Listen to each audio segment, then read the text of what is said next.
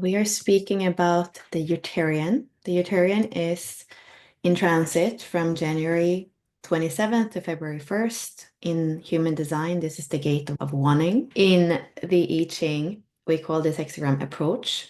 In the gene keys, the frequency band goes from the shadow of codependency to the city of sacrifice, and the human pathway is sensitivity. In the I Ching, this part of the wheel is where we have the lake trigram. So you can see here that all these archetypes and all the archetypes on the side, they're going to have the lake trigram on the bottom, which is 2 yang line and 1 yin line. And in this specific case, we're going to have receptive earth over joyous lake. So when we have lake over lake, that creates hexagram 58. When we have earth over earth, that creates hexagram 2. So we could say that the 19 is a combination of the energy of the 2 and the 58. And that from the gene keys shows us that the shadow of codependence is dislocated dissatisfaction. The gift of sensitivity is orienting to vitality, and the city of sacrifice is unified bliss. And here we're looking at the archetypes in the astrological wheel. So we have the Uriterian archetype, that is an Aquarius archetype. This is the revolutionary change agent, service to self-growth through the expansion of consciousness. This is the last time in the wheel that we are meeting the air element. So first time we have mutable air in Gemini, second time we have cardinal air in Libra, and here we have fixed air in Aquarius. Aquarius is the energized air of the ethers that calls our consciousness to the cosmos. So connected to the future, to where we're going, the 11th house, and Uranus. And that's the whole point with human design, that we went from being a Saturnian being living for a Saturn cycle, so 29, 30 years. And then we changed into a Uranian being with a mutation that happened in 1789, where we became the 9-centered being, and now we're living almost 90 years, which is the Uranian cycle. We are in the part of the wheel that we call the quarter of mutation, where we have yang lines on the bottom. So all these 16 gates are going to have 2 yang lines on the bottom, and here the purpose is fulfilled through transformation. And then in the body graph, this is the gate of wanting. We are in a pressure center and a motor center. The root center has to do with foundation and stability. Here we have the shadow of stress, the gift of drive, and the city of evolution. And that comes from the integral human design system. And here you have the 9 fuels. So we have the initiator, the magician, the mountain, the Uriterian, the liberator, the originator, the vital, the warrior, and the achiever. Here we're looking at the whole process. So everywhere in the body graph, we're going to have harmonic gates that meet and that form channels. So this is a channel of synthesis, a design of sensitivity. And the theme here, you're here to learn to be sensitive and to balance your needs with the needs of others. It's important to enter into relationships correctly. This is the channel of the bride and the groom, or the harvest and the slaughter. And we have some keywords. So the revolutionary, fairness, support, and connection. For the Uriterian, synesthesia, interdependence, and needs.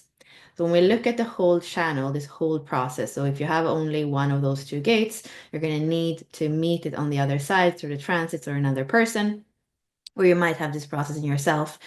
So in the low frequency, this process is about dependence, and that comes from codependence and reaction. In the gift frequency, this process is about independence, and that comes from sensitivity and revolution. And then in the highest frequency, this is about interdependence, and that is when you have the rebirth and the sacrifice. And I think that there is also a way of seeing interdependence just more in a foundational level. So if you go to the line companion, that's the word I believe that Ra uses for the first line even. So it doesn't have to be that spiritual and unity consciousness to understand what interdependence is. Basically, it is that when we have 2 people, that it's not only one person that's dependent on the other, but there is an interdependence where actually there is a support that is mutual in their relationship and inside of the tribe. So here we're looking at the programming partner. So if you have the 19 in your activation sequence or incarnation cross, you're also going to have the 33. The same thing if the 19 is one of your nodes, you're going to have the 33 on the other side. So these are opposites in the wheel, the 19 in Aquarius and the 33 in Leo. We call the 33 the gate of privacy. The hexagram is called retreat. We see here that sensitivity and mindfulness go hand in hand, sacrifice and revelation go hand in hand, forgetting and codependency go hand in hand. And also when we look at the hexagram structure, wherever the 19 has a yin line, we are going to have a yang line for the 33 and vice versa.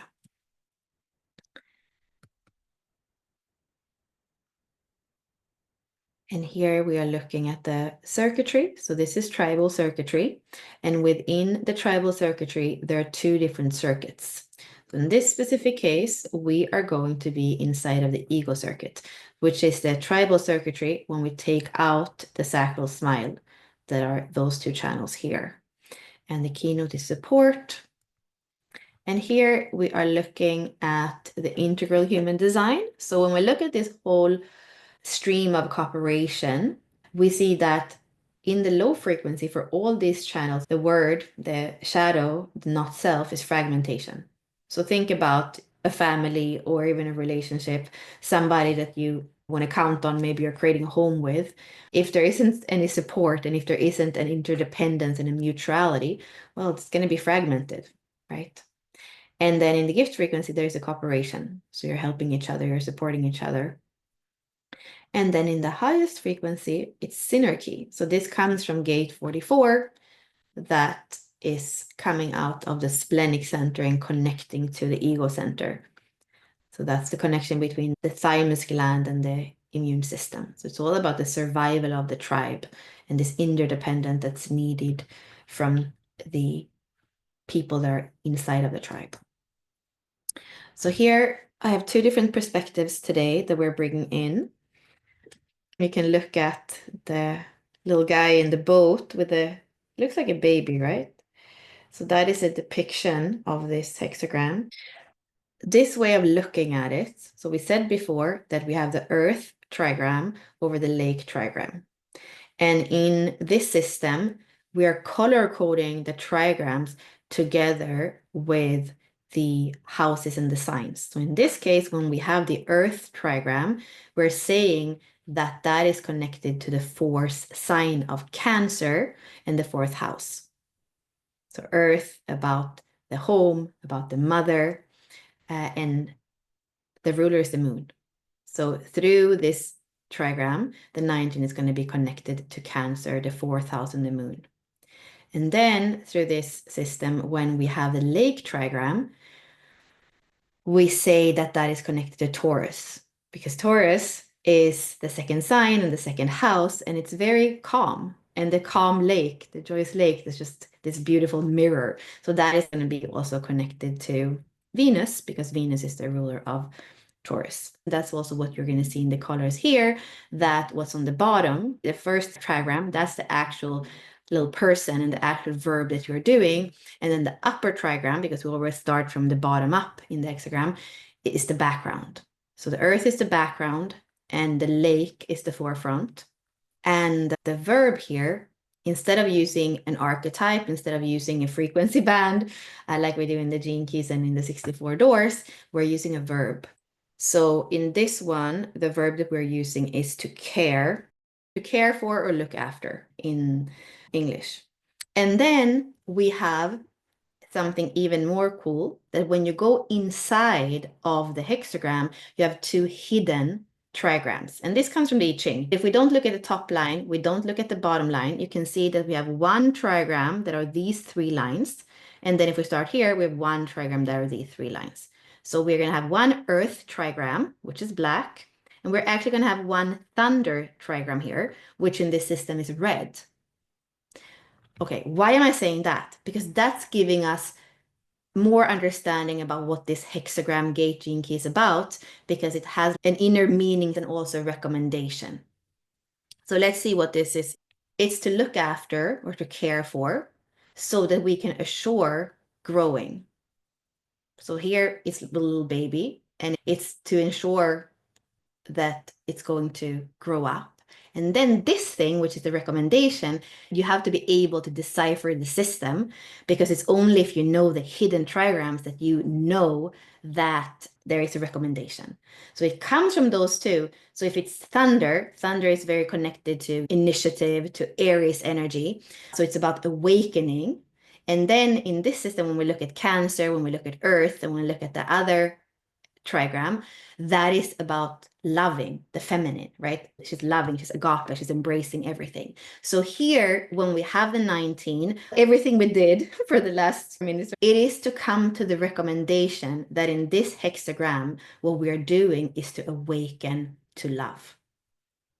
So whatever you learned about the 19 before, in the months or years that you were in the Gene Keys and Human Design and the I Ching, the 19 comes with a message to awaken to love. And that is the same thing as looking after, caring from the heart. Okay, so here we have the Lost Octave perspective. So the Lost Octave is the book that came out last year, and that's Robert Comber who wrote that, and he's the one who's also doing the star codons, the course that I'm doing with him. And he has started to write a second book where he's interpreting all the hexagrams, not only as part of an astrological sign or as star codons where they're grouped together. He's also looking at each one of them. So he's creating the short descriptions right now. I'll post it on my Facebook today, and I'll continue to post the short descriptions in every transit. Instead of a frequency band of 3, he's looking at quadrinity psychology. So there's going to be 4 components. And in many different ways, when you look at what he's creating, it's always 4. It's like the 3 became 4. And this is the light of regenesis. And actually, this is the rebel unicorn. And when he told me that, I laughed so much because I love it. The 19, we're thinking about some Jose and Michael and some of the people that are here on the call today is like, oh yeah, they're so sensitive. No, they are the rebel unicorns. Like, I love that. So this is the rebel unicorn. It's the light of Genesis. And here there is a process of integration of rebelliousness. Right? And often the rebelliousness, when it kind of repressed or not understood, that's probably when it comes out as this oversensitivity, as the skin rashes, or whatever is there where it hasn't been integrated. But actually, when that rebellion has become integrated, it's actually embodiment of innovation, which go completely hand in hand with the fact that this is an Aquarius gate that is showing us the future. And it's showing us relationships of the future, because this is part of the tribal circuitry. This is part of the channel of the bride and the groom. So it's telling us, how are we living in relationship as we are walking into the future? What is this interdependence? What is this rebelliousness that we can have, but we can still support each other, nurture each other, love each other, right? And then here we have a transformation. So often when we look at the quadrinary psychology, the transformation word is going to transform something that's not so positive. In some of the gates, it feels quite neutral. In this one, I would say that the transformation word is quite serious, persecution. So this is a transformation of persecution. I can see this. So that's just like little glimpses of the 19, but you'll see me share more about it. I love to bring in, as you know, many perspectives. So we have the I Ching perspective, we have the astrological perspective, we have the human design perspective, we have the Gene Key perspective, we have the Baxis perspective, and we also now have the Lost Octave perspective. So many perspectives to play with.